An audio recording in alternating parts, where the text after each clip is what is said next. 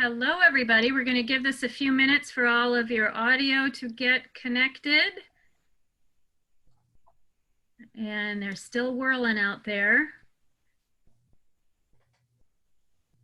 So while your audio gets connected, welcome. I'm Vicki Markuson, and I am with the La Crosse Area Chamber of Commerce. And if you've been to some of these chamber chats before, you know that we usually start out giving some highlights. The highlight for us today, I will share the screen, is obviously we're diving a little bit deeper into, okay, we're going to start to open at some point. In fact, I can tell you there are some businesses that make me scratch my head going, I'm not sure you're supposed to be open, but my son really needs to get his braces adjusted, so I'm just going to pretend that that's okay. So I've said this all along. There's some soft opens that are happening, and it's not clean and tidy. There's not a big surge yet of places opening up. But my interpretation is the businesses have read what needs to happen and say we can manage to that level.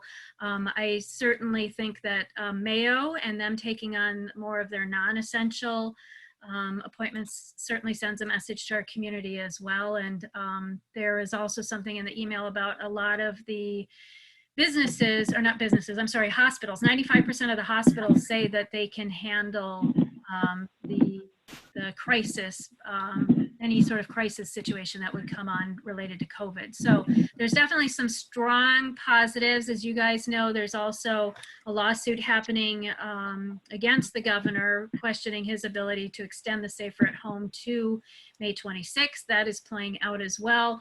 But in the meantime, a lot of this stuff, you start to say May 26th is going to be here until a lot of this stuff starts to pan out. So let's just start a forward path. So Chamber is focused on, so what does it look like to start to reopen?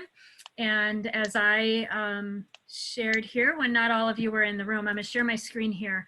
With heavy borrowing from, hold on, yeah, that worked. You can see, hopefully, the screen over, hold on, it's not indicating for me. I'm gonna just redo this. When in doubt, just re-click on the screen. There we go. Okay, so you should be seeing the cover of our Ready to Reopen document. We borrowed very heavily from the Quad Cities Chamber, and this is a 52-page document. It is not designed for anyone to read cover to cover. That would be torturous. But essentially what it looks at, our message is, yes, getting your doors open, but just because it's open does not mean that your customers are comfortable coming back in and operating, even if you're at 25% capacity or 50% capacity.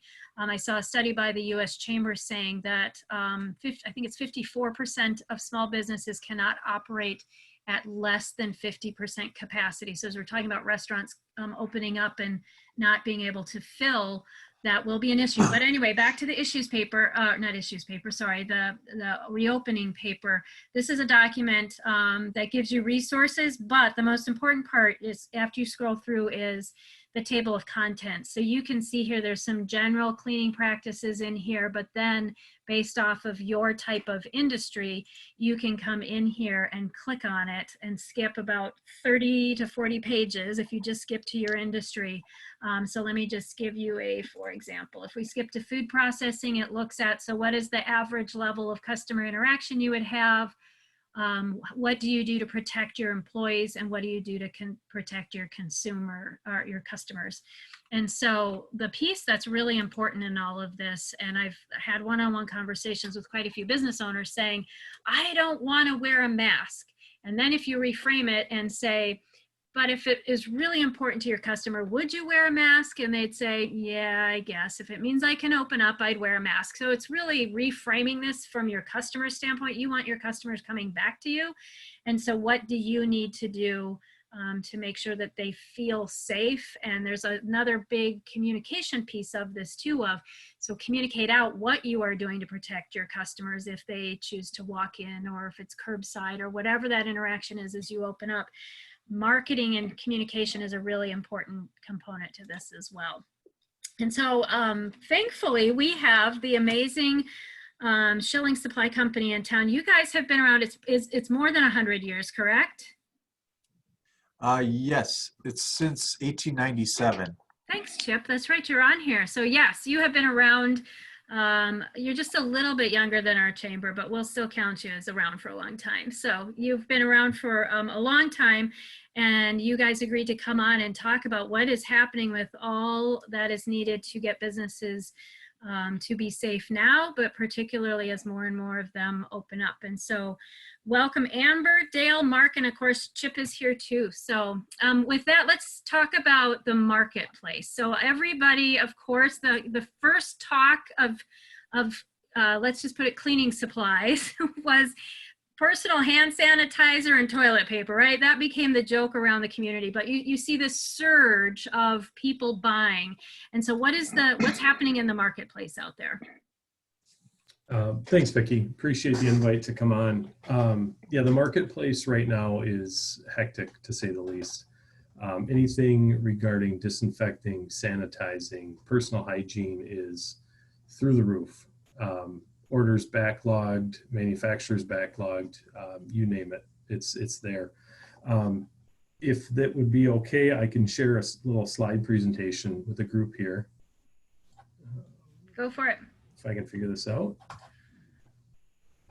There's a green button down at the bottom that should allow you to share your screen there. You got it. We're all figuring this stuff out, right? Excellent. Okay, so I'll kind of burn through some of the supply chain points here. I don't want to put anybody to sleep too much, and then we'll get into some best practices for companies opening back up, employee wellness, customer wellness, that sort of thing. The biggest thing that I'm sure a lot of people are seeing is hand sanitizers, right? It's not available in the store. Your normal supplier probably doesn't have it available for you. The major brands, Purell, Dial, some of the others that are out there, they are in short supply. That's probably putting it lightly. They have taken the initiative to put the frontline segments and give them priority to receive product, and that's what little product is available out there. So in the case of what we're doing is, we essentially get a report every week about what hand sanitizer we're going to receive in from those manufacturers.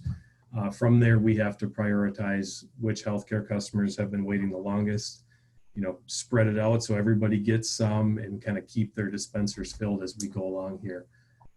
Not ideal situation by any stretch of the imagination, but it's getting them something. Recently, a lot of the companies are starting to contract with co-packers to at least boost some of that production. That is going to take some time before that starts hitting the market, though. We're probably looking at mid-June before there's a better supply on some of those major brands.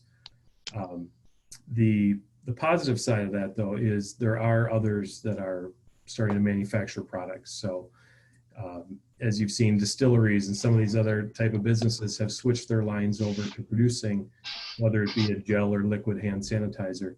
So they're really filling the void in a lot of that market. And we have been able to get some of that. And, as soon as it hits our dock, it's out the door right away. There is no shelf time for that stuff here. So, it's not a great outlook with hand sanitizer, but there are products out there that are filling those voids left behind the big brands. The even better one would be disinfectants and wipes. I'm sure everyone's noticing the Clorox and Lysol wipes missing from the shelves in the stores or becoming very hard to find. So in a lot of cases, we have seen the demand for those products go beyond 500% of normal demand, and actually in some cases even higher. Pre-moistened wipes like you'd see on the shelves, and there's several different grades when you get into healthcare and higher disinfection rates. Those, along with the aerosol sprays, are being the hardest hit. They are just not there to sell. From what we're hearing from companies like Clorox and Reckitt Benckiser, they're hopeful that going into June there is a better supply. I recently read an article more geared toward retail that was also from Clorox, and they were saying a similar story, that by June the shelves should start to fill up in the grocery and retail, And while they might not last long, they will actually be going in there to, for customers to take on. When all else fails, there is bleach readily available. And that is, proven to work for pretty much anything, depending on contact times. And we'll get into some of that stuff, but that is one product that's readily available, and it works when all else fails. Let's see here, personal protective equipment. And you're hearing this in the news about all the shortages coming, and there's definitely something to be said for that. Gloves, we are right on the verge of a major shortage and a lot of pricing volatility on disposable gloves.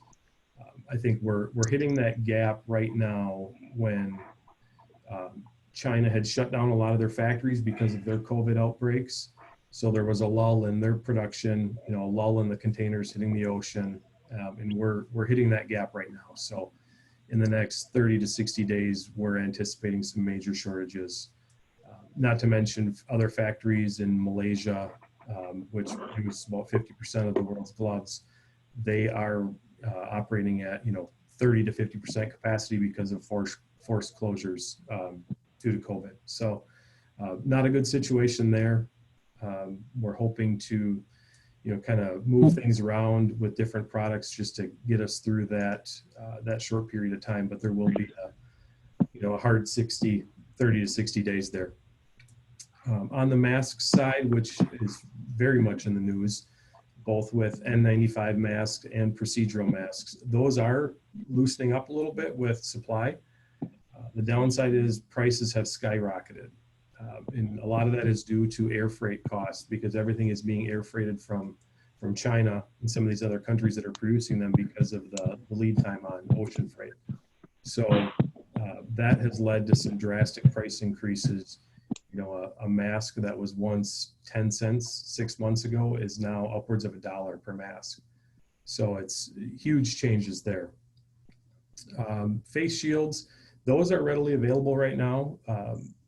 Most in part thanks to a local company that we've partnered with, who has switched their production lines over and have been cranking those things out for healthcare and everybody under the sun. So we're in a good position on those.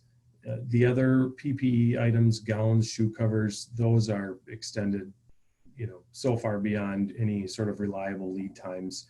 They're saying fall, they're saying early 2021. Not a good situation in that product line. Last but not least, we were talking about this a little bit, the bath tissue. So on our side, the commercial side, it's basically recovered from many of the shortages. There's a few exceptions, specific products with a manufacturer that are still delayed, but for the most part, we have supply coming in left and right. And if this hasn't been evident in retail yet, it will be coming very soon. The manufacturers have really increased capacity, production, and its lead times are still a little bit longer, but supply is flowing nonstop here. So now if we get into, what some companies should be looking at as their businesses reopen, making sure they're taking the necessary precautions for their employees, their customers. We'll talk a little bit about, some disinfection, proper procedure for disinfection, and then get into some other products that they should have on hand for their employees. I'm going to maybe let Dale take over some disinfecting procedures here if he can hear me. I can do that. So obviously the slide here, protecting your staff, customers, and your business, cleaning protocols and disinfecting hard surfaces and how. It's very important that prior to disinfecting that the surface is clean, whether you're using bleach or whether you're using a wipe, whatever you're using, it needs to be a clean surface for the disinfectant to actually work.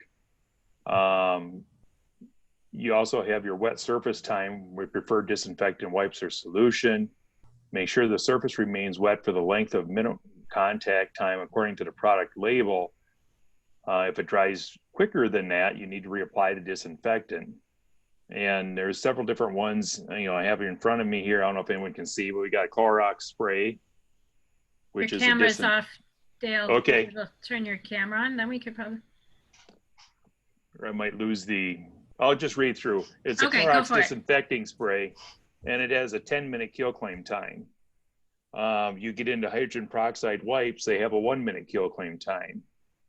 You get into a Perel surface sanitizer, and that has a 1-minute kill claim time on most everything, but it's got a 4-minute kill claim time on specific items too. So you really need to read those labels on the back to find out how long the surfaces need to stay wet.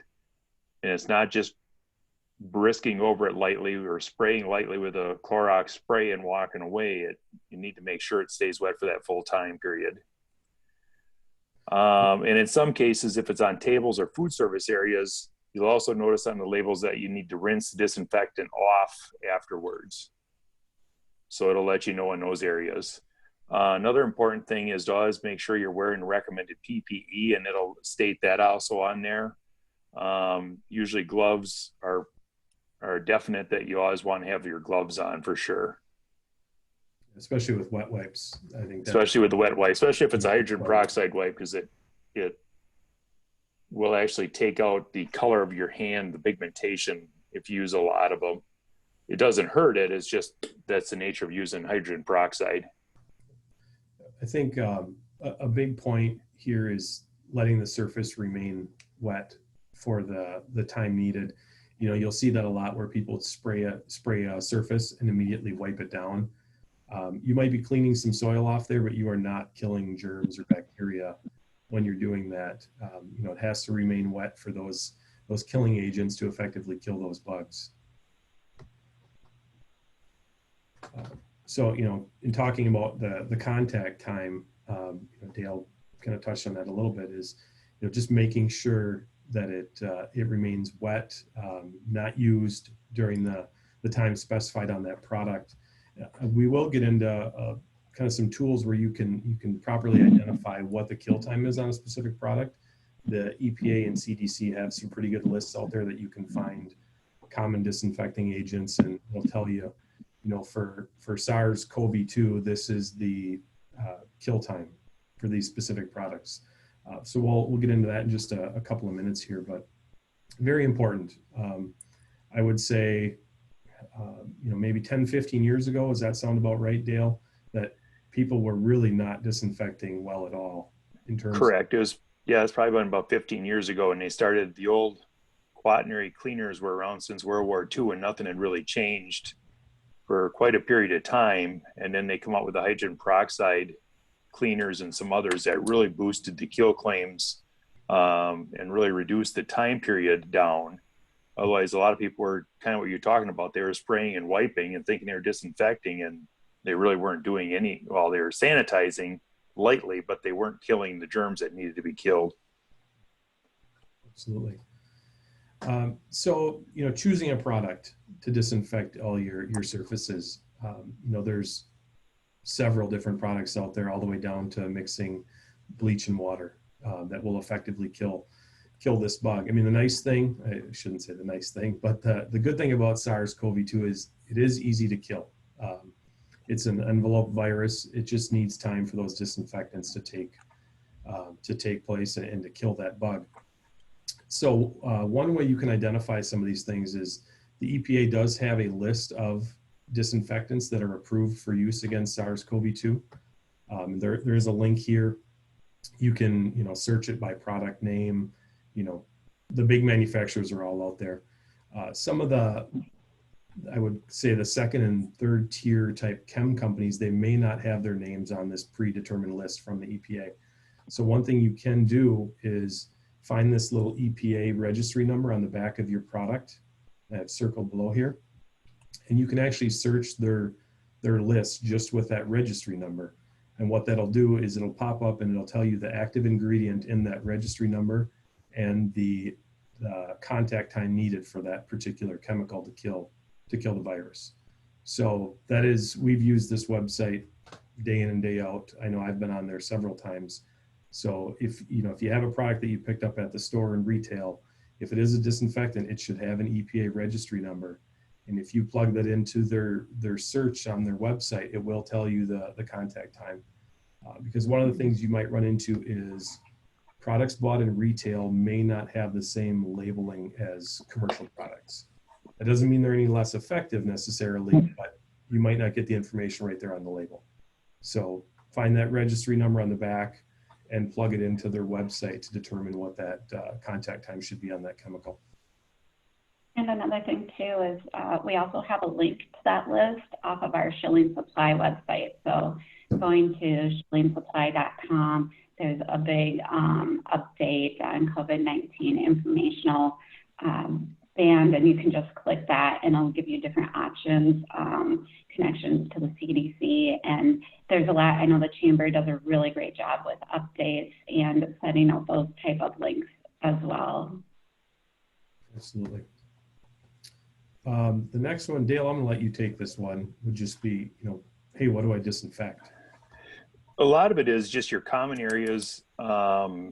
You have your light switches, your door handles, all your high touch areas you want to make sure are disinfected daily, if not more, depending if when people open up, they may have a certain person that actually goes through and maybe every couple hours, depending how busy they are, wipe these surfaces down.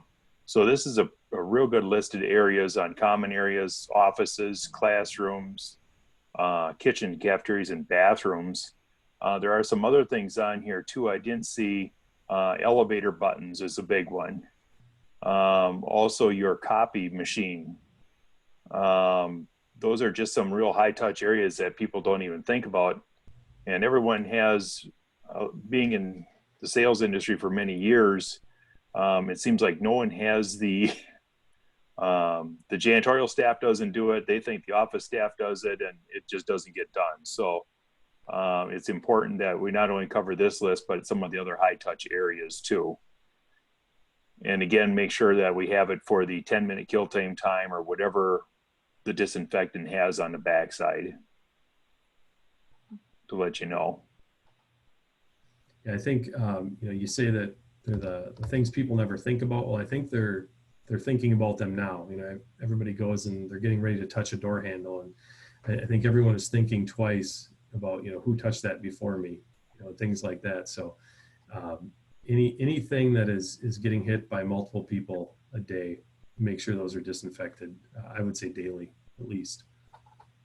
At least daily, yeah. And another thing that businesses can do to just assure and reassure customers is if they are following certain practices or protocols that are specific for disinfecting, you can post a little something about that, and might be a comfort thing as your customers walk into your facility, just knowing that you're taking that extra effort and that it shows the caring and integrity of your business and what you're willing to do for customers. So that's just another thought too.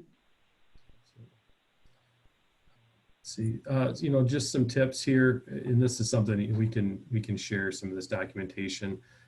We kind of hit all of this, but it's a nice visual. It's just a reminder, some of these points to hit as you're doing your disinfecting every day. Contact time, removing the soil. That's a big one. If you're not cleaning it first, you're not allowing the disinfectant to take hold and really do what it's designed to do.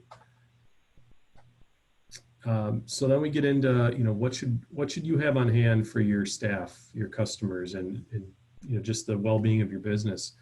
Hand sanitizers are a big one, in addition to proper hand washing. So after you grab that door handle, you can hand sanitize, or use that copy machine, and it's just readily available. I think gloves are a good one, as long as you educate proper use of those. I've seen one of our personnel here do it. I've seen it in the stores where you see somebody walking around with gloves on and they reach into their pocket and grab their cell phone and start texting with their gloves on, and just completely that was a pointless act to even put those on. So they can give a false sense of protection. So I think it's important to educate people on discarding them after different uses and things like that. Masks, whether reusable, cloth, or disposable, with them becoming more readily available, I think it's a good thing to have those available for the employees. We do the same here. We haven't got to the point of mandating use, but they are available for whoever would like a mask. I think a lot of the other things that you should be focusing on are just reminders. Put up posters, use floor marking tape, just to increase that awareness of hand hygiene, surface disinfecting, social distancing.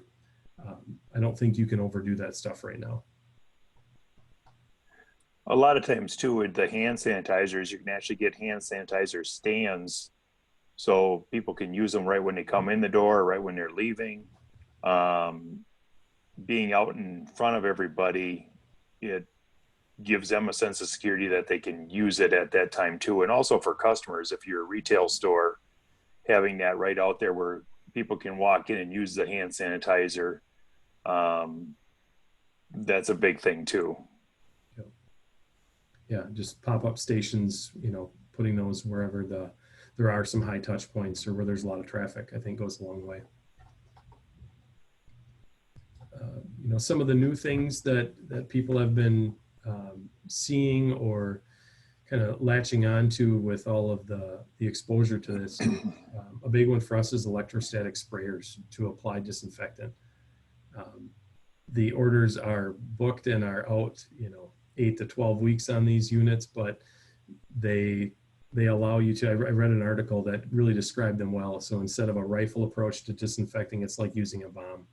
So the particles of the disinfectant come out with an electric charge to them, or static charge to them. So they adhere to the surface, complete coverage of the surface, and they can spray an area and move on within no time at all versus a trigger sprayer, pre-moistened wipes. So that is going to take over the disinfecting industry here in a short amount of time as soon as they can get more units out. In terms of your business, your office, touch-free everything. That is going to be the hot topic for a long time here. Towel dispensers, soap and sanitizers, your auto toilet flushers, faucets. There's even, touch-free trash cans that open up with motion. That I think is going to just take hold everywhere. The other things we're seeing are, social distancing stickers. You've probably seen them at some of the big retail places, vinyl stickers, circular stickers that really encourage that with messaging on them, and just different banners and posters to, again, just encourage hygiene, social distancing, just keep it, in front of everybody. I know there's a lot of maybe doom and gloom behind some of the supply chain statistics there, but the good news is there are products available to fit the need. You may have to concede a little bit on which brand or which type of product you want, which application, but there are products out there to disinfect and to sanitize your hands and all the things necessary to get everybody back up and going again. So that was a lot in a little bit of time there. Any questions on products, procedure? So for those of you joining us here, you can choose to do the chat bubble that's down at the bottom of your screen. We're sort of small. You could probably unmute if you have questions, but in the meantime, while you're thinking of those questions, I had to look it up. So I'm going to share. Oops, you don't want to see. Oh. Hold on, let me get out of here. Stop screen. I was going to share what this looks like. So this is a electrostatic disinfectant sprayer. So I've seen videos of them using these on airplanes. So that's what you're talking about, correct? That's the gadget? That's a similar one, yes. Okay.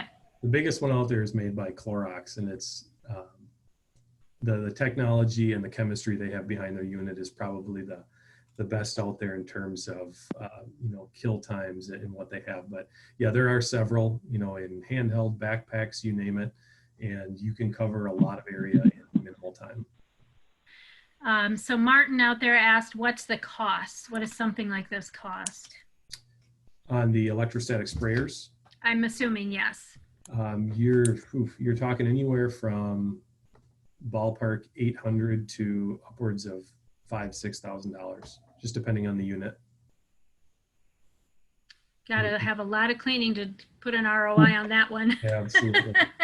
Absolutely. One of the things that we were chatting about before everybody came in here was demand. So right now, a lot is closed, and you guys, I'm guessing, are hustling behind the scenes. So what does it look like as things start to reopen? What's going to happen with demand for products, and how will you meet that? In the short term, I think we're going to see what we've been seeing since March is cannot keep up with products at all. From what we're hearing, June should be much better position for supply chain and hand sanitizers and disinfectants coming in.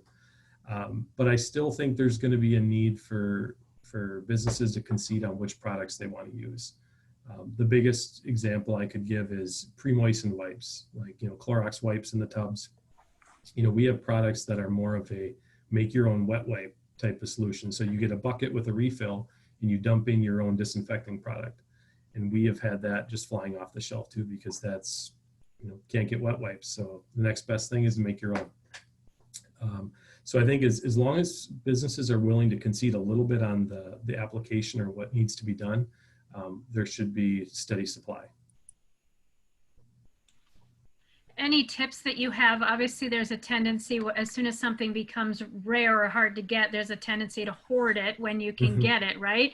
Are you doing any advising to your customers in terms of, get this amount, this many days of supplies, because there'll be another shipment coming in and allows others to have access? Anything that you're having to do on that front? We are trying frantically to get that message across. We're trying to monitor orders so there aren't those hoarding buys, and to make sure we're allocating out to healthcare first to get those frontline workers what they need. But things slip through, but we are certainly trying to get that messaging across. I'm assuming as well that you're getting approached by a lot of suppliers. So I'm sure many of the other people in this group here are getting, hey, here's masks for sale, or we're getting calls at the chamber of people wanting to get our mailing list so they can sell it out to members as well. How are you guys working with the now onslaught of many vendors wanting to get their products in as well? Sure. I would say first and foremost, we stick with our regular suppliers. Those that do kind of come out of the woodwork and maybe have something very viable for us to bring in for our customers and the need, we critique them pretty thoroughly, reference checks, that sort of thing. But it's not a quick buy usually for us, just because of there's a lot of stuff out there that could lead you astray. You had mentioned one of the local manufacturers that is starting to become a supplier. Are you seeing some of the manufacturing companies here contacting you to become part of your supply chain as well? We've had some. I would say the ones that have jumped on it were one actually was Dale's customer. It was a big manufacturer. We're also seeing the requests from the food processors wanting those face shields or some sort of face shield, but yeah, that the manufacturer that has brought those on is actually a customer of ours too, and a very good customer. And it's great what they've been doing. I know they've donated a lot of masks as well, so it was huge for our area for them to change their lines over. How much of this do you think is going to be the norm? You touched on it a little bit, that this is going to stay consistent, obviously, until we know we're through a potential second wave here. But how much of this is going to become the norm? And then there's a side part to that too, of a lot of people don't realize how heavily regulated restaurants already are, and now there's other components being added to this. How much of this will stick? I wish I had that answer. That would position us for supply chain very well. But I think there's going to be further regulation to come out. I've read things that say you have to have a sanitizing dispenser by every elevator button. It could be things like that, but I think this is here short term. I think it's here all the way through next flu season. But probably, the exposure and being in the back of people's heads, I think is going to be around for, 2-3 years, I would fully expect. it's going to take a while to forget about what's happening here. Mark, I had a question. So I had already, pre-COVID, had bought some specific dispensers throughout my facility for hand sanitizer, and now I can't even find those dispensers to fit my pre-filled little bottles. Sure. Do you anticipate that catching up at all? And they're Purell brand, so That's a good one. They're the most well-known name out there. Right. And they have certainly been a tough one. They're one of the ones that, we hear from them every week. Here's what you're getting. Make sure you're covering healthcare, emergency workers, grocery, that sort of thing. I wish I had a good answer when that's going to get better. It may be kind of filling that void a little bit with some off-brand pump bottles, doing whatever is necessary to get people sanitizer. I don't have a good answer. I would be hopeful by July we see that loosening up, but again, don't hold me to that because it's a week by week thing with them. No, that's good. Yeah, so I've just I run a dog daycare boarding facility, so my boarding is obsolete at the moment because nobody can travel. So I've pulled mine from my boarding area, moved them to my lobby area. And my industry is saying we won't pick up till about Thanksgiving. So my goal is by November, I need to replace those. I would feel pretty confident that it would be loosened up by then, but again, you never know. Do you think, do you have precedence over like Amazon? I mean, so. If I go by what they say, I would say we do. I think they have a large network of independent distributors all across the country. I know we're in the higher tier, and that's kind of who they're focusing on first, because those are the companies that are distributing to healthcare and some of those others, and not just everybody in their house ordering off of Amazon Prime. So we're supposed to, and we are getting a steady supply. It's just not enough of that supply to go around to every business out there right now. Sure. Well, be sure to put your info in the contact so I can reach out. Will do. Absolutely. I use a lot of cleaning products. Okay, perfect. Well, gladly talk to you about those. And the interesting thing that Eve brought up in another session was, so especially small businesses, again, they need quick access, so they're going to a Menards, for example, and there's limited quantities, and so then it's okay. I have to go there every day to stay up with demand of how many cleaning products I need, and so that certainly is happening too. A lot of small businesses, I'm guessing, are now saying, I need to get away from some of those mainstream consumer places and come to a place like Schilling Supply, because those existing relationships, I'm guessing, will get them ahead of having to walk in a store every day, being part of the consumer base. Right, trying to be on the cutting edge of when they stock the shelves. Sure. Right. So that was my sales pitch for you. See, that was I an appreciate indirect that. way to sell for you. So we definitely saw some of that with the tissue shortage. Yep. That went to the big box stores when we were out. There you go. Yeah, my issue is, some of my specialty enzyme cleaners that, I buy it once a month in bulk, I wasn't even able to get the shipment just because, again, it wasn't priority because I wasn't a hospital or whatever. So my shipments were delayed by weeks. And in the interim, I had to go to plan B, which is bleach. Bleach is always plan B. Yep. It does work for pretty much everything. It's just the step of diluting it down to the right parts per million. But, right. That's probably something we could certainly look at for you, Eve. So here's another thing, and it was on a webinar specific for my industry, which is pet care. So, we're dealing with feces, for lack of putting it nicely. That in certain situations, we should look at using a degreaser and then a disinfectant. So like on the handles of our doors coming in and out of our facilities, on banister railings, on light switches, that we should use that degreaser to make that disinfectant more effective. Do you agree, disagree, thoughts? I would agree. I don't know that it would have to be a degreaser. I'll maybe let Dale chime in here too, since he's on the front lines of some of this. But I think if you're cleaning the soils off, whether it's with a degreaser or just a general purpose cleaner, that's the big part, is, you know, getting that matter off those surfaces before you apply the disinfectant. I would agree with that. I'm not sure where the degreaser came in. It's the first I've heard of that, but again, I think as long as the surfaces are clean before the disinfectants are added to that, I think you'll have no issue.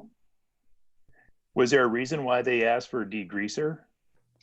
My thought process after listening to the webinar is that a lot of our disinfectants are more enzyme based. And Okay. so, again, to kill Giardia, Coccidia, you know, those types of things versus necessarily like an airborne virus with formites. Okay. So that was my thought after listening to them, but I didn't ask the question while I was on the webinar because I was processing the information. Sure. So yeah, Okay. so that was my thing. But they, you know, and they were specifically talking about like our floor machines, but also, like I said, light switches and door handles. So I don't know if they just think that we're really dirty people because we play with poop all day, or what the deal was, but that was their comment. Okay.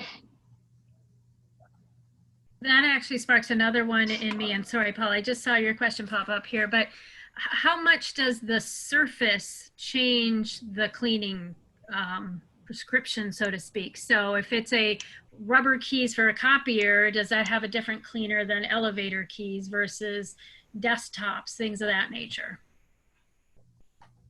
I would say that as long as it's a hard surface, Vicky, and the disinfectants will work.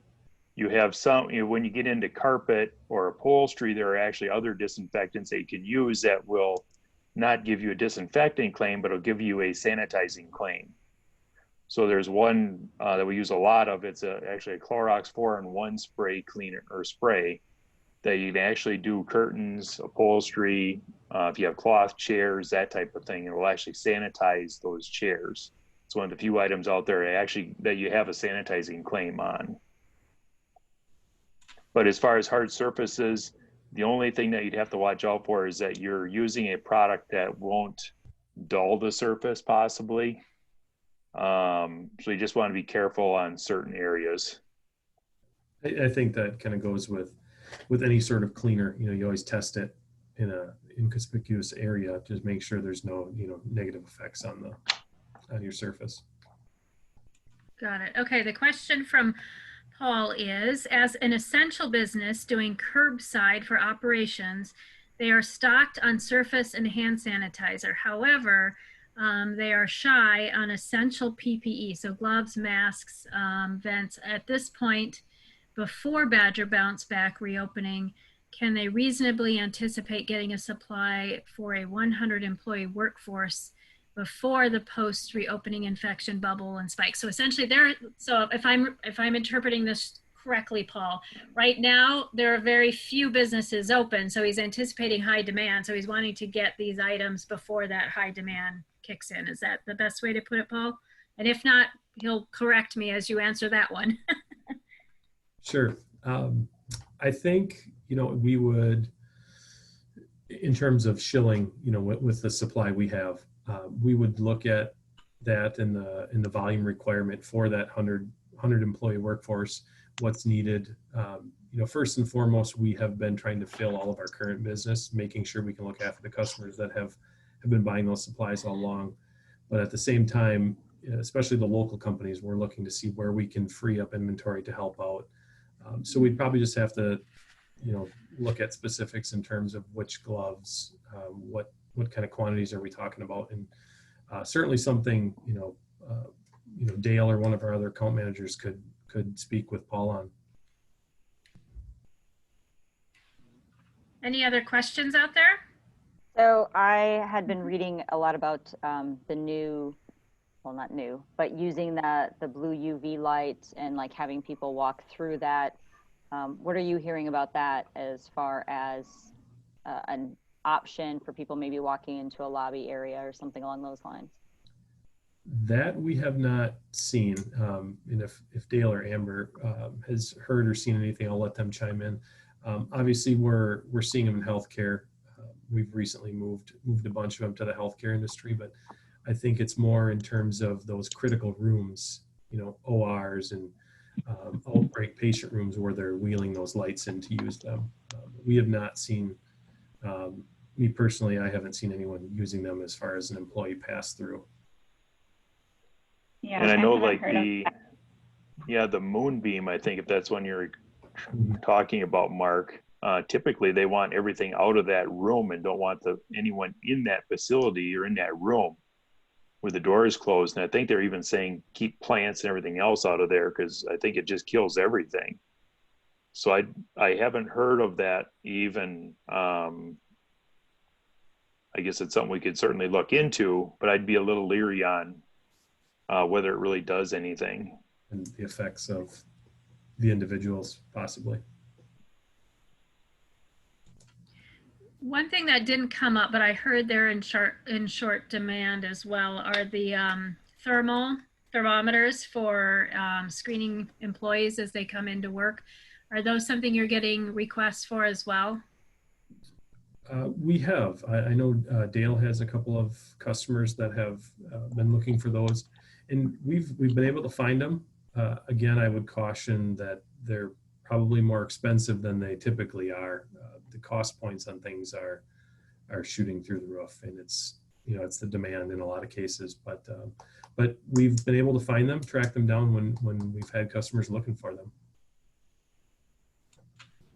Okay, any other questions out there? Well, I'm always full of them. I know, you go, Eve. So a big thing, and again, in my industry, and it's something that people need to think about going forward, and I mentioned it, the train company one, but anything that has to do with like air quality, sanitizing the air. I know we all love those little spritzers that freshen the air and make it smell good. Anything along those lines, like special filtrations that are coming out to add to our HVAC systems, or spritzes along those lines that we should be thinking about or considering?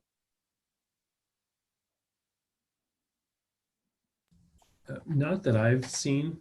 I know there, probably not because of COVID, but more recently there has been some, wheel-in air purifiers or air, more of like an ozonator type machine that you wheel into a room, close it off, let it run. There's been some different things there, but I would say it's not in a response to what's been happening with COVID. It's been out there, but they're, typically we see them in healthcare settings, things like that, but nothing as far as latest and greatest, I would say.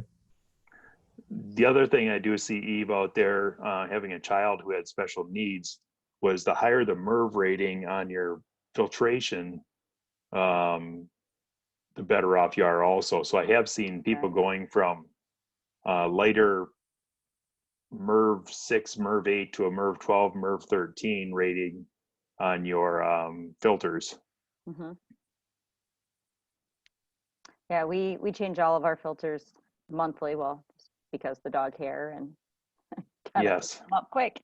But yeah, no, and that's something too that I was kind of pricing out, actually just taking our filters up an extra step, and figuring out cost benefit with changing monthly versus just getting a higher filtration type of thing.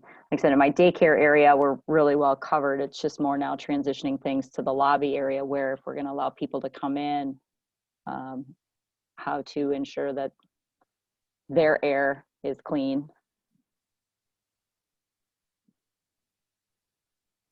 Anything else out there? I'm going to do a quick screen share here again, just to show you guys what we have coming up next week. So Tuesday and Wednesday, we will have Congressman Ron Kind on here. So there has not been a lot of consensus as to whether there's going to be another federal bill coming out. Obviously, the more they pass, the less momentum there is towards the next one. But we do have Ron Kind on next week. And then the following day, which is Wednesday, we have a COVID modeling, testing, treatment, vaccine. So Mayo Clinic is pulling in some of their bigwigs and talking about what they know about COVID, and some of the testing, some of the vaccines. So it's all things COVID from some higher ups at Mayo. So there's an opportunity there on May 13th. which is next week, Wednesday. So with that, we won't be on here yet this week. So I hope you guys finish out the week well, and we will hopefully see you all next week. And thank you so much to Schilling Supply Company. You guys are great for our community. It's always fun to get those longtime businesses. You guys have a special place in my heart. Oh, true side story.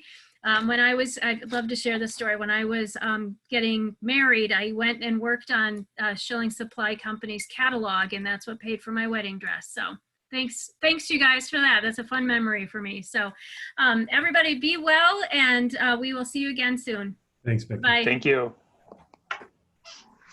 Thank you.